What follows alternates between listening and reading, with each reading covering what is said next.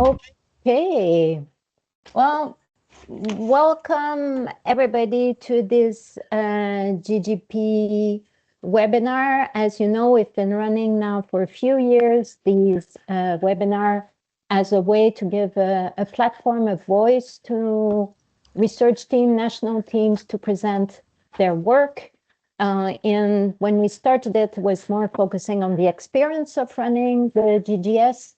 And now we're getting more at the stage of showcasing what's the impact of the data that has been collected, and especially what have we learned from it.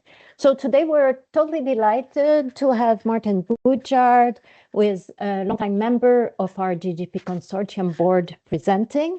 Martin is Research Director at the Federal Institute for Population Research, also known as BIB, and with his expertise in families and fertility. He's also part, of course, of FReDA, which is the GGS equivalent in Germany, the German Family Demography Panel Study.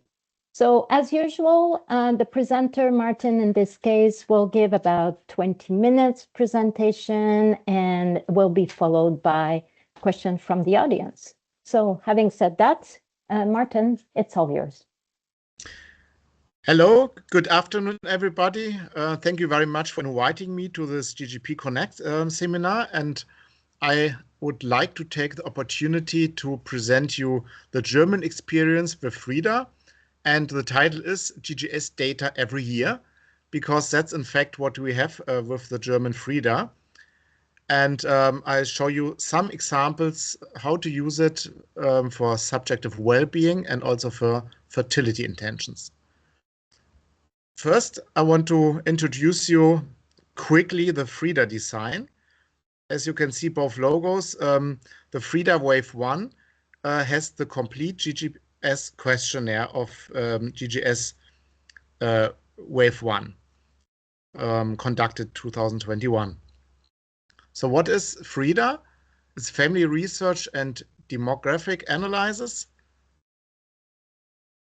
It's representative survey of 18 to 55-year-olds. We have about 30,000 cases. It's biannual repeated surveys. Of course, it's comparable with the GGS. And the core themes are identical as the GGS. And what we have is open modules. We have a multi-actor design. We also ask the partners and the ex-partners. And we had an initial funding from the German Research Institute of 12.5 million euro for 5 years. And then we had an evaluation. It was extremely successful. And with this, we have a permanent funding from the German government starting this year. And I have to say it's a consortium by the BIB, now together with GGS, in the first years also together with the PERFAM consortium. And here you see the FReDA core sample. It started with a recruitment wave within the corona pandemic. And we have two questionnaires each year, the A and B. Because it's mostly online, and so we want to reduce the respondents' burden. And you see it's planned here till Wave 8. And you see the small r's. This means there's a recruitment every 4 years, a refreshment every 4 years. So we keep the panel balanced and with enough participants. And in green, in the GGS colors, you see where we have the GGS. So the first FReDA wave, the 4, and the 7th FReDA wave are the GGS waves. So there we have the complete GGS. But in between, we have also waves. And so some questions which are in the GGS we ask every year. Some questions we don't have to ask every year. So we have other questions which are from psychology, from sociology, or economics. And we started we also have 2 other samples. We have the PERFAM sample, we continue within FReDA starting 2022. And we started a Ukraine survey. And after 3 years of this Ukraine survey, we also continue this in FReDA. So these are the netto cases planned for the next 5 years. At the bottom, you see the big sample, the FReDA course anchor sample, which will have has around 25,000 participants. You see in blue the FReDA Perform anchor, then you see the Ukraine anchor in red, and above you see the partner samples. So altogether, the FReDA family is close to 40,000 cases each year. So we have 3 different samples, but what is most interesting for you will be the FReDA core sample, which is completely the GGS. Now I come to one of the both examples. What can we learn about subjective well-being with FReDA? As you know, we have this multiple crisis or the polycrisis, where we have inflation, the war in Ukraine, climate change, and the pandemic. And all of these things might affect well-being. And the special thing here with this crisis is that they follow closely on each other or overlap, so people cannot recover from one crisis before the next one starts. And they can also increase uncertainty, which is a very familiar concept. Also, it is in the GGS, and threat. What we did here, we showed some events of these crises and compared them with FReDA waves. So you see the COVID-19 pandemic, the climate crisis, the war and inflation, and some events for this crisis. And in the bottom, you see in the timeline the FReDA waves. So the wave 1, which has recruitment A and B, and the second wave, which also had A and B. And you see how long the field force phase was. It was usually 2 or 3 months.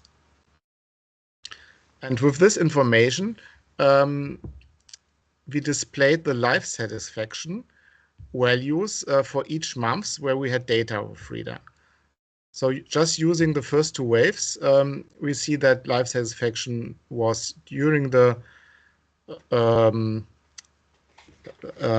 high Oxford Stringency Index. The life satisfaction was much lower, and then it recovered at the end of 21. Then the war against the Ukraine came. There was a small reduction of life satisfaction. And we also have the consumer price index in the slide. And here I show you random effects to predict life satisfaction. At the top, you see OSI. This means Oxford Stringency Index, and CPI is the Consumer Price Index. And you see that both have a reducing effect on life satisfaction. Education and employment and things which we know from literature have positive effects. Also, having children. Urbanization is not really strong, and migrant generation is significant here. And of course, we see the association with the different survey waves. I would like to highlight the economic situation over the crisis. Therefore, we displayed the 3 quantiles, or tertiles actually, of household income. And there you see that the third of the society with the lowest household income was lower over the whole time, but in particular in times of strong crisis, the reducement was stronger. So this was during the Ukraine war. It was also and inflation, but it was also during the strong lockdown. So we see that these groups are even concerned much harder affected much harder by the crisis. Now I come to fertility intentions. So the question is, do multiple crises enhance uncertainty and lead to lower fertility? If we just look at fertility, the TFR, in Germany there was a strong decline. So we had 1.57 in 21. It reduced to 1.46. In the next year, 2023, it's 1.35, and 24 is even lower. So we have a very strong fertility decline, which we can see actually in most European countries. But what is with fertility intentions? Do we have the same decline for the intentions as the fertility decline?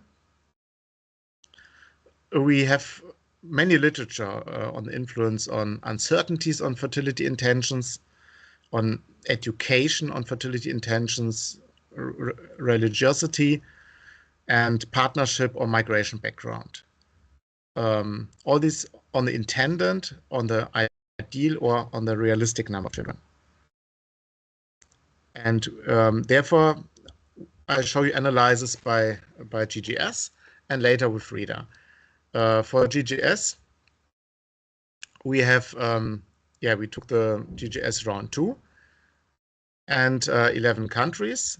And the question on child intentions is, how many children, including biological and adoptive children, do you intend to have overall?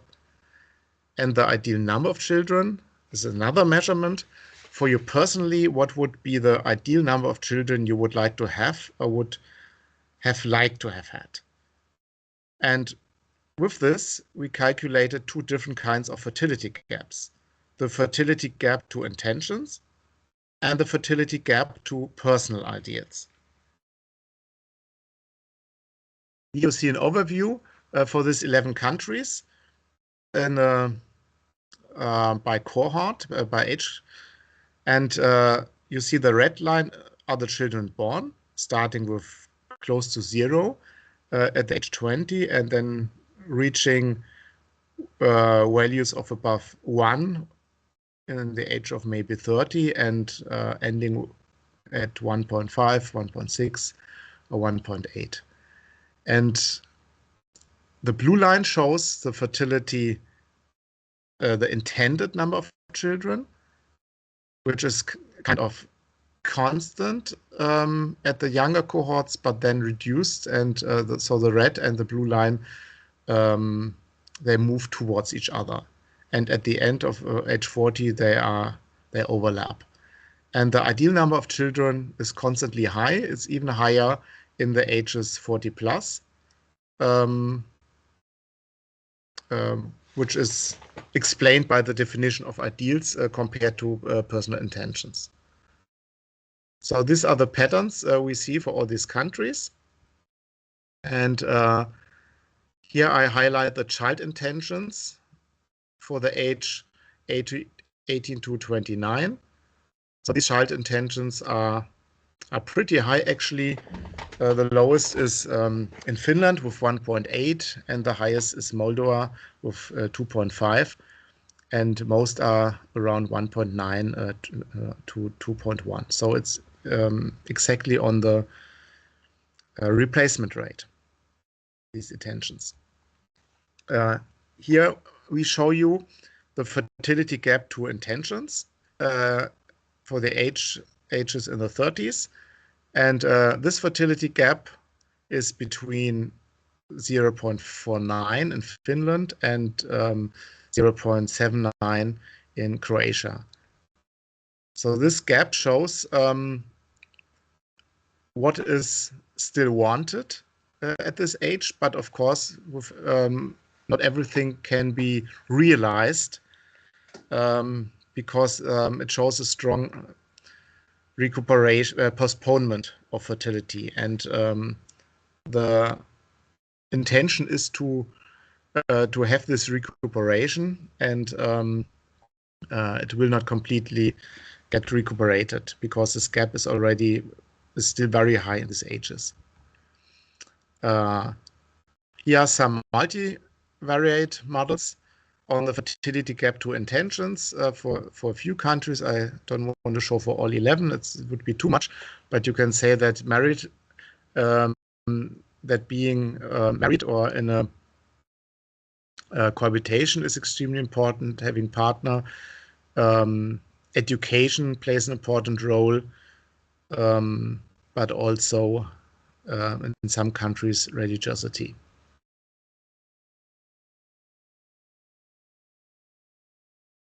So we go here, is education. You see it's significant for all these countries. Non-marital cohabitation, religiosity, and the foreign-born, at least in a few countries. But what we can do with FReDA, we can answer this question. Did women's fertility intention change between 2021 and 24? I remember in this time, the period fertility strongly declined in Germany and in other countries. So what we found here is actually very surprising. It's a very stable intended number of children with levels of 1.8. So you see there's a strong gap. If we compare this with the period fertility in 2021, it was 1.6 nearly, so a very small gap. And in 23, 24, we are around 1.3. So the gap more than doubled. Of course, we cannot compare a period gap with cohort data, but just to get an idea that there are completely different developments on period fertility and the intended number of children. So if we look now for different age cohorts, then we see, okay, something changed. There's a very small decline in fertility intentions for the young cohorts and a little increase for the older cohorts in this time.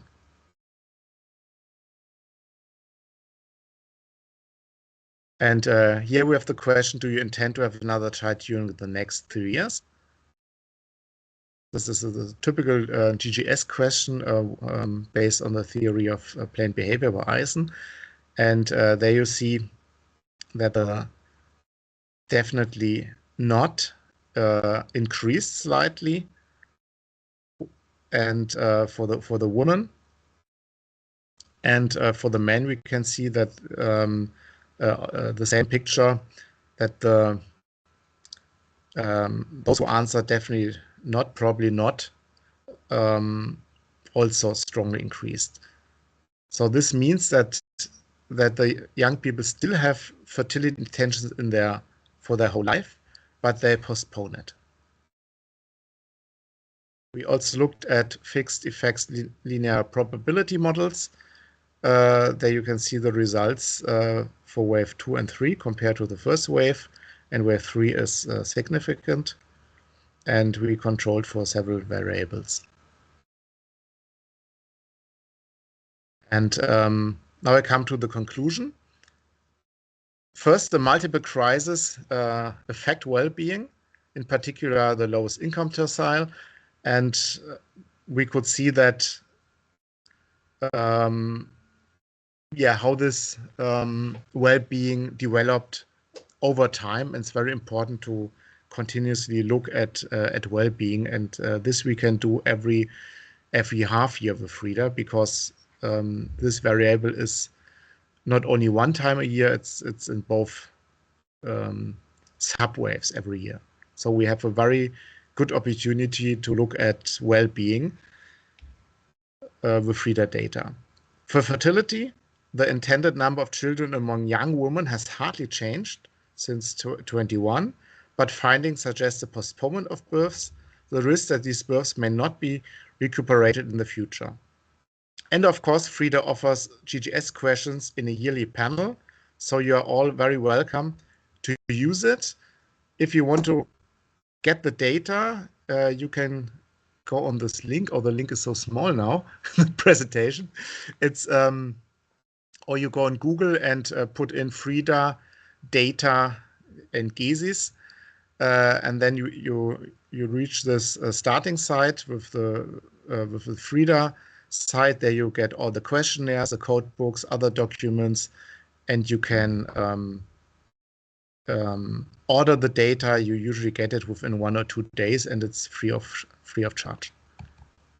Oh yeah, here you have the link where you can get all this the code books information, and where you can also order the data.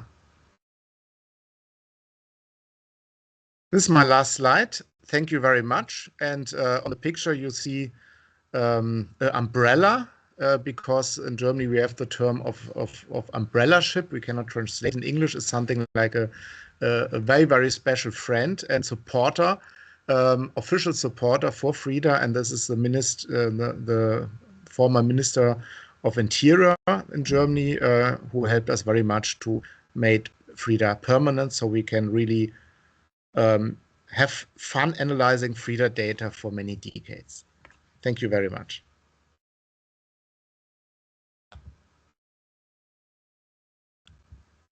Thank you very much, Martin, for that. Very much appreciated, and it's really nice to see the richness of the data here. I'd like to turn now to the audience for your question. I think Martin did cover a lot of very nice, intriguing topics, both methodologically in terms of design and in terms of substantive area. So I see several names up. I'll go in the order in which I see them on my screen. So the first one would be Laurent. And probably, Laurent, you get the chance to unmute yourself. Is that the case? Yes. Let's see. I see you now, Laurent, in matter of unmute. I hope so. Yes. Thank you. Do you see me and hear me? Yes. Yes, we do. Okay, so thank you. So thank you very much, Martin. It's fascinating to see this huge comparison between countries and the complementary with FReDA, which of course is very appealing in times of rapid changes. I have a question on the terminology you use on fertility gap, because by construction, the ideal, the personally ideal, is close to the intention for the very young adults, and the intentions are close to the actual fertility for the older, by construction of the variable. So you speak of the gap looking at a different medium age group, let's say. So you are right, it's much on the delay and the timing of the fertility than on the final fertility. And in GGS, you also have the question of the ideal number of children in general. So my question is whether you had a look at that, which could be another type of gap. And in France, we are working on intentions, and we compare them not to the personal ideal, but to the ideal in general, considering that it's like an image that people can have of family size. And I'm wondering whether you tried that for the different GGS countries. Thank you. Yes, thank you very much. Indeed, we looked at both. We looked at the child intentions and also at the ideal number of children. And of course, usually this fertility gap is defined at the end of the reproductive phase. But yes, and we compare all this different combinations of realized fertility, of intended and of ideal number of children to get the best information of this. And we have to highlight this is cross-sectional. So it looks like cohort, but it's cross-sectional. So there are different people at age 20 than at age 40. And what we try to do is we try to get into this age where the recuperation and the postponement is happening. And this is why we looked at the age-specific fertility gaps to look how high are they and what are the underlying factors behind them. And we do this both. I did not show because I only had 20 minutes. Some examples. We also looked at this age-specific gap between between ideal number of children and actual fertility.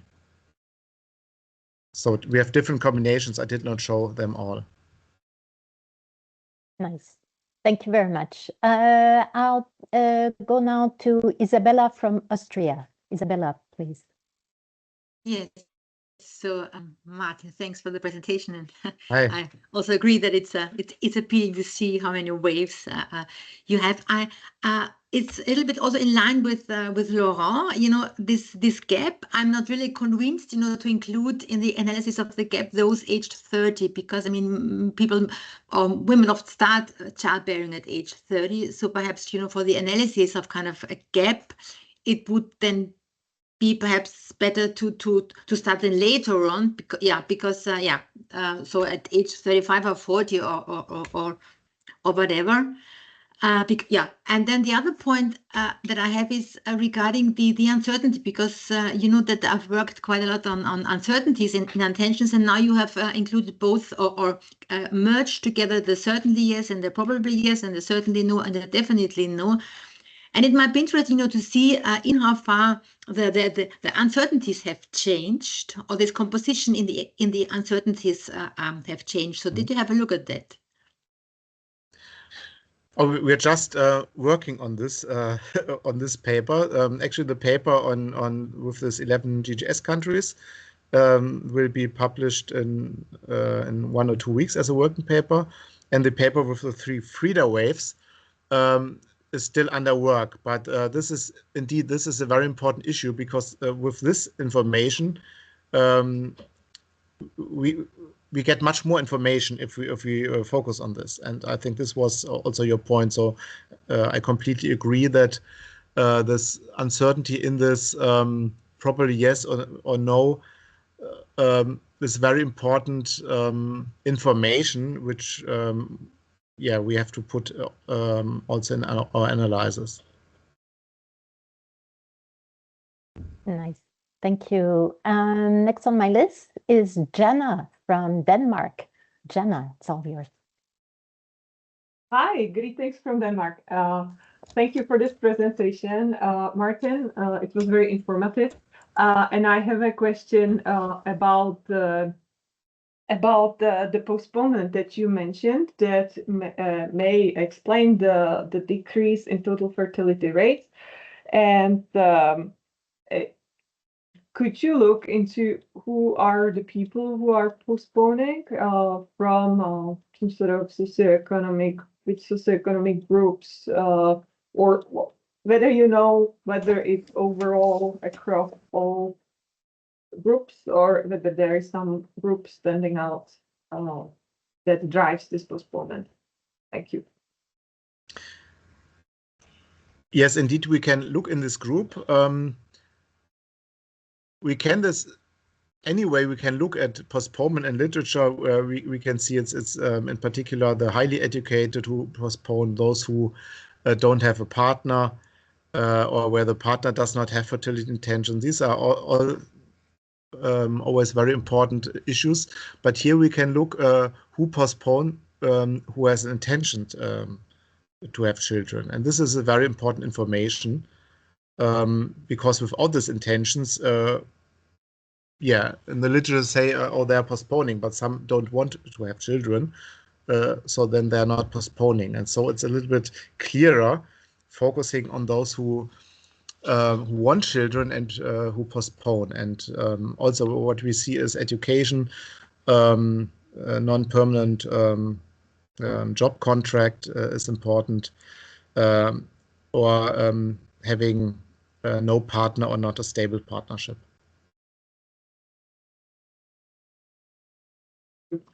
Thank you.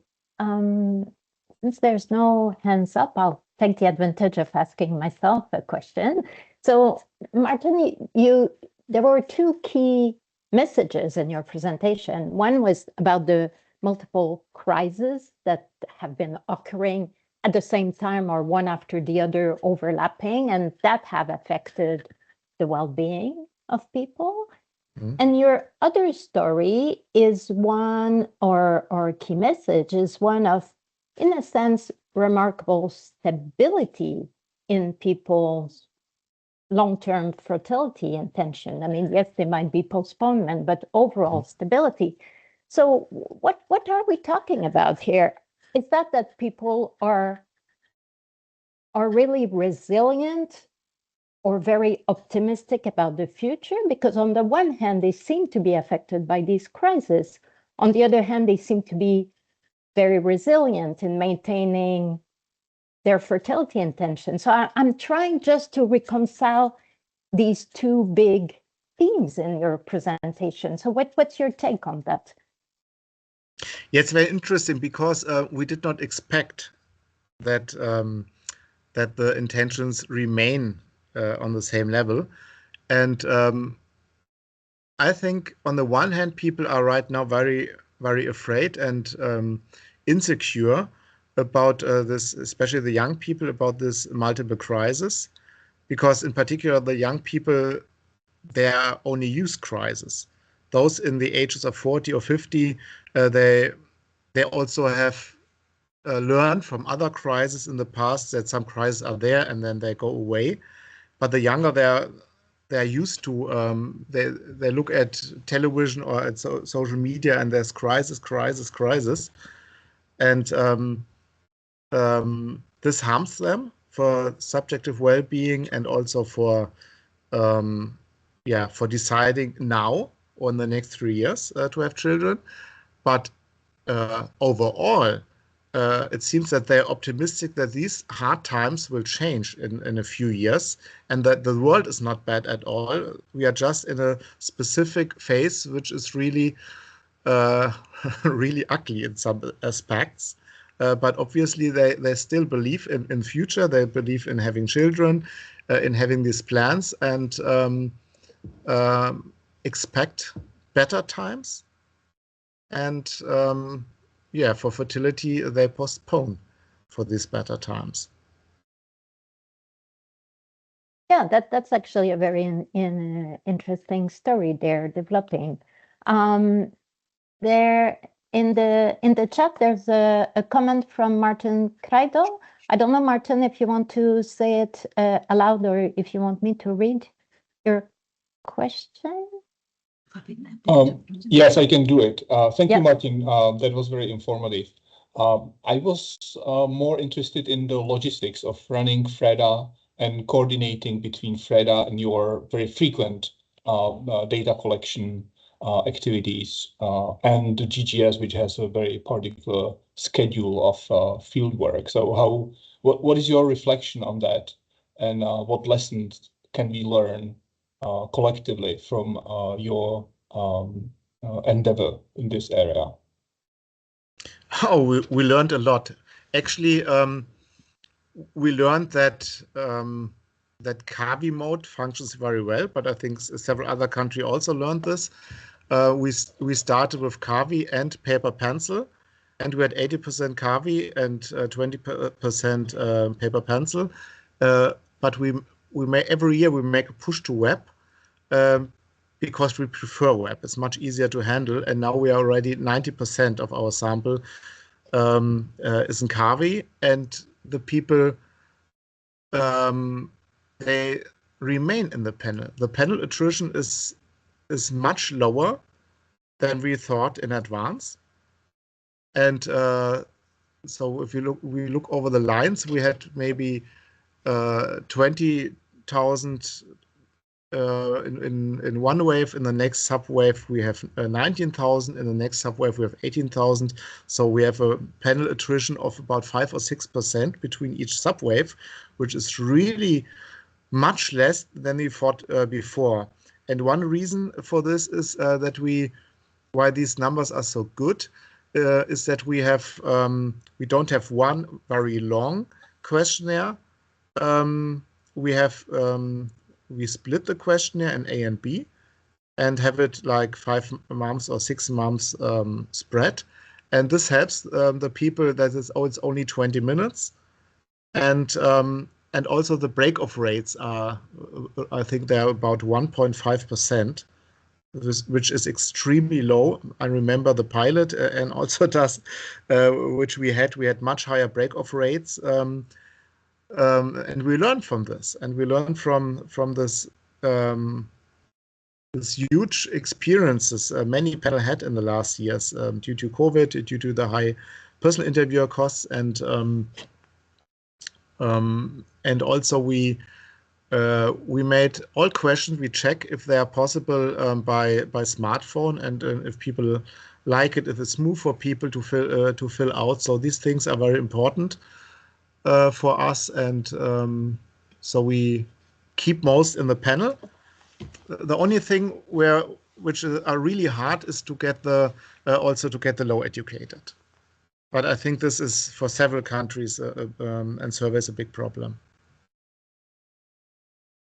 Thank you. Another question from the audience, this time from Willem Adema.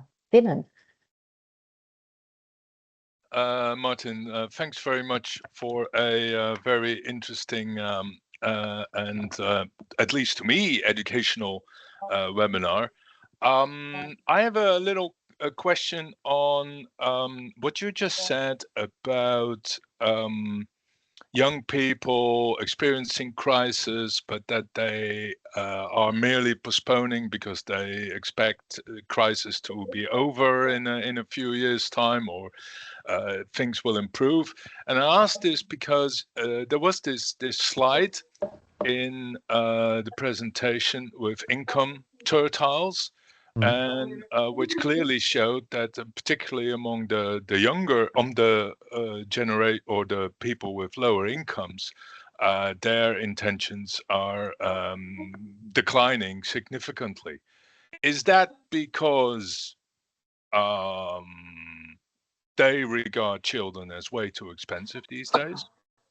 Is that because there is an attitude shift among younger, who are often less likely to be wealthy people? Do you think this is a temporary thing? Could you elaborate a bit more on that? Because I was struck by that result. Okay, actually, I had two different topics and stories in this, and the tertile they were for the subjective well-being, so they had a much lower subjective well-being, but yeah, they had a much more trouble within the crisis and less resilience against this crisis. This is very important, and of course this can also contribute to fertility intentions. We did not look at it yet, and yeah, maybe another thing is, of course, I just said the hypothesis that they might trust for fertility intentions in a better future. It could also be that it's just a norm they repeat and don't adapt this norm. So this is extremely important to look in the next years how fertility intentions will develop in which groups, and yeah, because still everybody waits. Do the fertility rates go down and down and down again, or will they recover one day? Will there be a recuperation? That's every year everybody's looking at this fertility rates, because it's right now it's the lowest fertility rate. I think 2024 it will be the lowest TFR we had in Europe since it's measured. So it helps to look at fertility intentions to get a view to the future. Nice. Maybe as a final question here, Martin, your very last slide displayed the minister or the person from the ministry for whom you had great support for FReDA. The question here is, how have you been able to get them to be interested in the results? So what strategies have you been using in terms of to boost the impact of the research here, because obviously as academics we're very excited about these results, but the GGP also stands for the stakeholders outside of academia. So what can you say a few words about the strategies you've used there for impact? Yes, thanks. Of course, stakeholders are extremely important to show them your money is working. And yes, it is the minister on the picture. And we had, but most time, of course, we had contact with the administration in the ministry and on different levels. And we argued for this high potential, and we had several dissemination things like FReDA information. So we went to Berlin, invited several ministries and people from parliament, and then we had 4 presentations of 10-12 minutes, so really short, and then discussion with different topics. So one is always fertility, one was Corona crisis, another one was family forms, and and also the social cohesion is very important. The regional differences and regional cohesion of city and rural. These are very important things. And yeah, so we make policy briefs, and we make presentations in ministries in the German parliament to show FReDA results, to be fast. We are really fast to get this data out, and the first thing we do is make these policy things before we do the academic paper. But often we start with policy, rather descriptive and easy multivariate model, but then usually after it there will be some ideas also for academic papers.